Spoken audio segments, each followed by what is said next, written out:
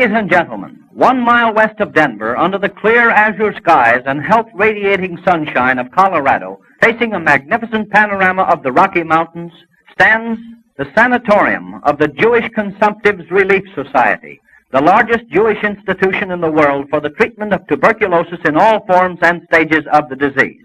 I invite you to visit with me this remarkable and unique city of hope, where the generosity of the Jews of the United States has created a haven of refuge and a temple of healing for the friendless and penniless, the helpless and hopeless victims of this dread disease, irrespective of class or creed. Before viewing the sanatorium as it is today, let us catch a glimpse of its humble beginning in 1904. The site of the sanatorium has been named Spivak, Colorado, in memory of that humanitarian, the late Dr. C.D. Spivak, one of the founders of the JCRS, and for years the inspired and inspiring leader in saving lives wrecked and devastated by the White Plague. And now let us enter the sanatorium with this young girl, barely more than a child. What a tragedy to be thus stricken at the very threshold of life and hope, here where the handiwork of man and the blessings of nature have created an ideal environment for the treatment of tuberculosis. No efforts will be spared to win the battle against the disease and to restore her to health and happiness. Sympathetic hearts and gentle hands receive her into the sanatorium family to dispel the tears and heartache of being separated from her beloved ones at home. Not as a recipient of charity does she come, but to be cared for in the proverbial JCRS spirit of kindness and consideration. Soon she will meet the smiling and happy faces of those who have gone the same path before her on the road to recovery and become a full-fledged member of the Women's Division of our Health Academy. This is the Texas Pavilion for Women. In 1927, the long list of women applicants made it imperative to increase the capacity of the sanatorium. This is the Texas building as it stands today. It is mostly used for studio classes as well as digital art and production classes. The third floor is where many of the administration offices are. The fourth floor is relatively unused. The basement also houses the tech bar, the technical support for the entire campus as well as the online campus. The Texas building also houses a student lounge on the second floor where many students go to eat lunch or hang out in between classes. On the first floor is the school store where many art supplies and class supplies can be purchased, as well as some food items. Facing the Texas Pavilion across a beautiful expanse of lawn and flowers, we see the Tower of Hope, the entrance to the main building equipped with every modern facility for the care and treatment of 204 male patients. The major portion of this imposing structure is to be credited to the New York Ladies Auxiliary, one of the staunchest pillars of the JCRS since its very inception.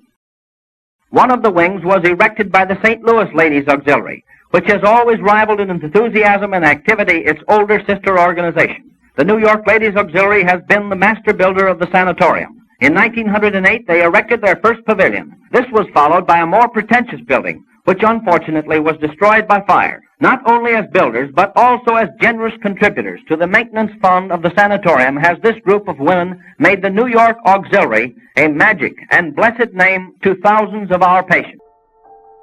The New York building, which was the men's ward, the equivalent of the Texas building when the hospital was still in existence, is technically no longer part of the RMCAD campus. At one point, it was considered that it would be turned into dormitories and allow for on-campus housing. However, that plan has not come to fruition. It is currently being used as halfway housing and is technically off-limits to RMCAD students. However, it can still be seen from the end of campus.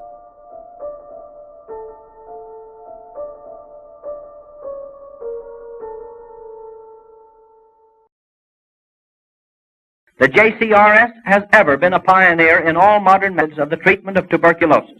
On our journey through the medical department, we enter the I. Rudy Medical Building, and here find the staff of resident physicians and tuberculosis specialists discussing the medical problems of the patients and deciding upon the special treatments indicated in each case. As with many of the other historical buildings on campus, the Rudy Building features the name of the original purpose of the building. In this case, we can truly see that it was one of the medical buildings located on campus. Today, it features studio classes, mostly drawing classes, as well as a small gallery space for student work. There are offices located in the basement for some professors, but that is the extent of the use of the building.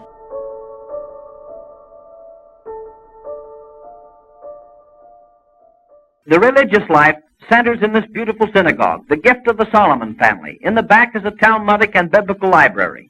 Kaddish, for departed friends of the JCRS, is recited daily. The synagogue, as with many other original buildings of the RMCAD campus, still remains standing in its original spot. However, it is off limits to students without special permission to go inside. Nonetheless, it is still a beautiful building, and has become an iconic piece of the RMCAD campus.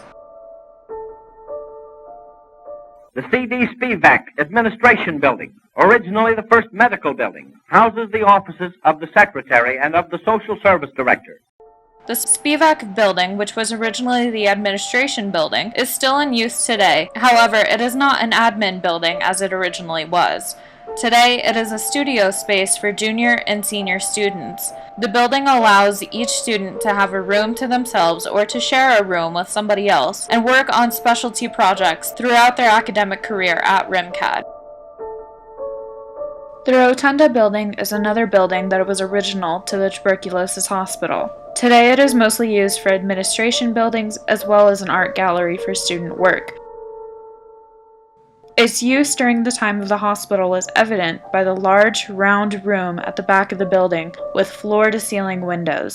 During the time of the hospital, the Rotunda building was used as a sunroom for patients to receive sun therapy that was believed to be key in helping to cure tuberculosis. This image is an original image from JCRS campus. The small buildings featured in the image were called isolation tents, and one still remains on campus today. These isolation tents were for the most severe cases of tuberculosis. Often being sent to an isolation tent was not good news, meaning that their tuberculosis was most likely fatal. One of these isolation tents still remains on campus today as a testament to the patients who would spend their final days in it.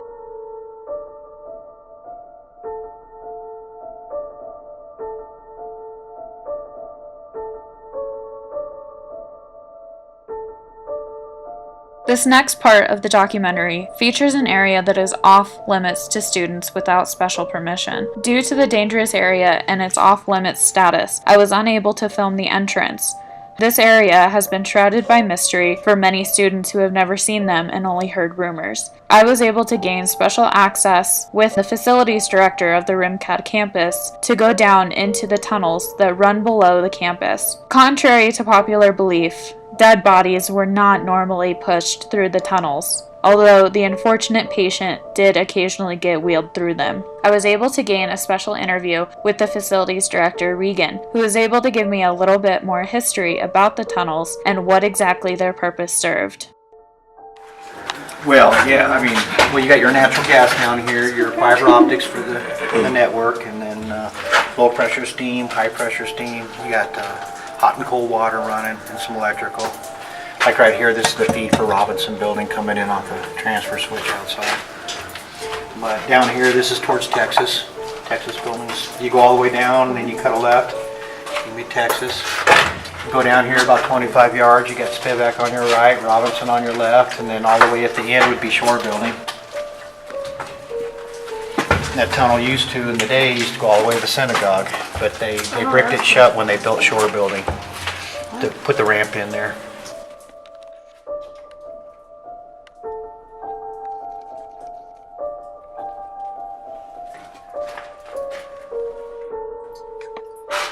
Which of it you want to see?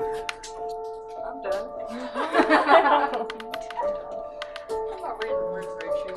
Like this only has fiberglass down to this point. We've already baited the pipes here, and all the asbestos are off the pipes down this way. And when you get to here, this is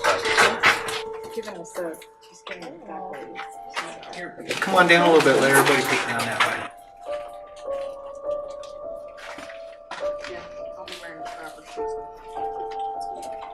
When I started working here, these things were a mess. You know, you couldn't even see down through it. There was cobwebs and tree roots and all kinds of crap growing. And then they had stored so much stuff down here that you couldn't hardly walk through it. So it probably took me 3 years to get it where we could walk down through here and then actually work down here. Who stored stuff down there? AMC. Really? Well, Texas was a hospital, you know, and then they remodeled it and they took all the old hospital stuff and put down here. And then when they started converting them to labs, they didn't know what to do with the stuff, so they started storing that down here. Then this one here was in really bad shape. All the pipes are kind of on the ground. I mean, it still needs work. We try to keep it as clean as we can. When we get big storms and stuff, it backs up down here a little bit. You get some mud down here. Due to the hospital's dark history, it is no surprise that there has been a fair share of people experiencing strange things throughout their career at RMCAD. I was able to interview 2 people and get their stories about strange occurrences that happened to them. I was also able to attain audio files of supposed EVP, or electronic voice phenomena. I'm Kim Vigil. I have been here since 2015. I graduate next spring. So I was coming to class one day. I was the second one here. There was a student who had her stuff at the table. I went to put my stuff down. I had my back turned from where her backpack was. I heard a sound. I thought she was back in her seat, and I turned around and nobody was there. So I don't know. I can't explain it. I'm Owen Frazier. I've been at RMCAD since August of 2009, so I guess it would be 8 years now. I do IT for the campus now, and I was a student from 2009 to 2012. The incident in question, I was basically helping with our network admin at the time, who no longer works here, with some of the infrastructure on campus network-wise, making sure that a certain channel was working in the basement of the Diamond building. So what this involved me doing was basically sitting in a very dimly lit concrete room down there, which I already didn't like that floor, just because every time, and I'd only been down there once before, but every time I went, I just felt very, very creeped out. But I'm easily scareable.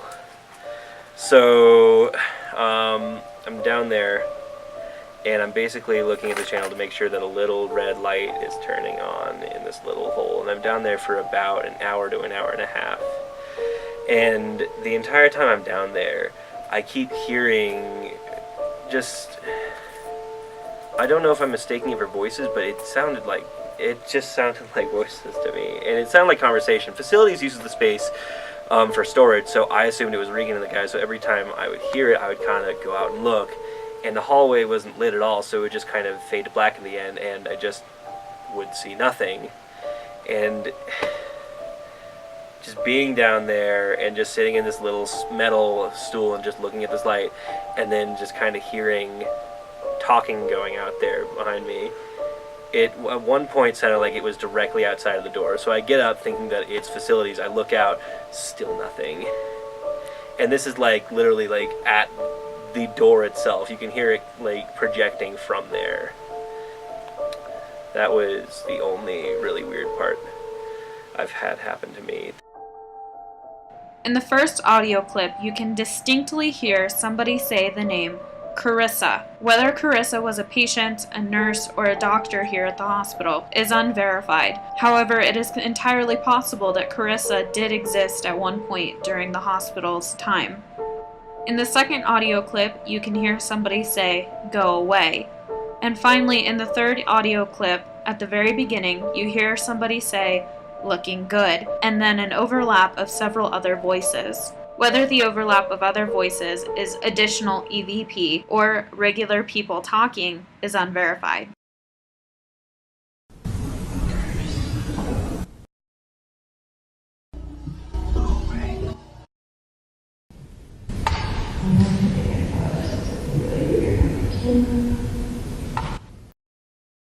My final interview was with a graphic design professor who was able to give me a story about a gruesome murder that happened on campus. I was also able to verify the story and that it actually happened through online newspaper archives.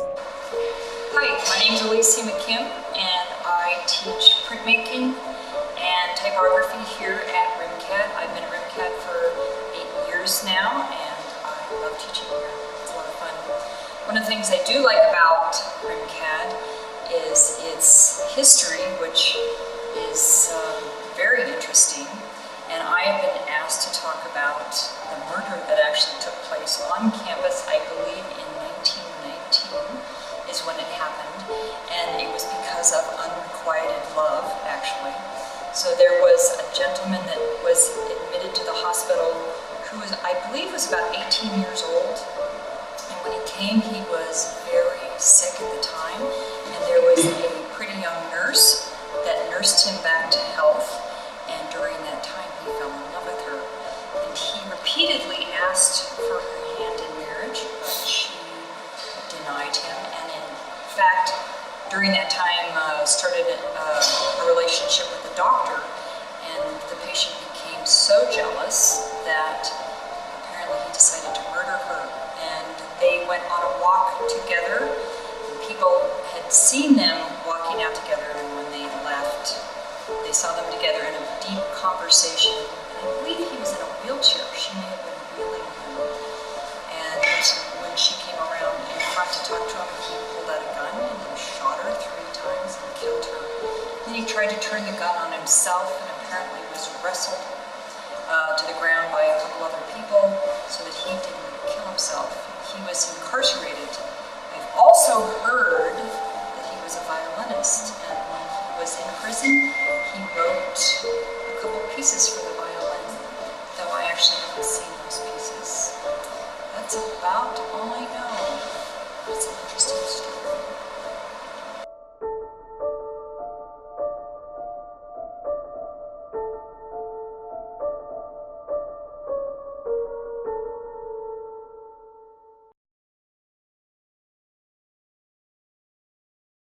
Although great gains have been made in the eradication of the disease, the enemy has not as yet been laid low, and the ravages of the disease still continue. The mission of the JCRS is not completed. Great numbers of the afflicted are still knocking at our gates. These unfortunate sufferers still look to you to help them win their fight against the disease. Remember our motto: he who saves one life is considered as if he had preserved the whole world. Talbot.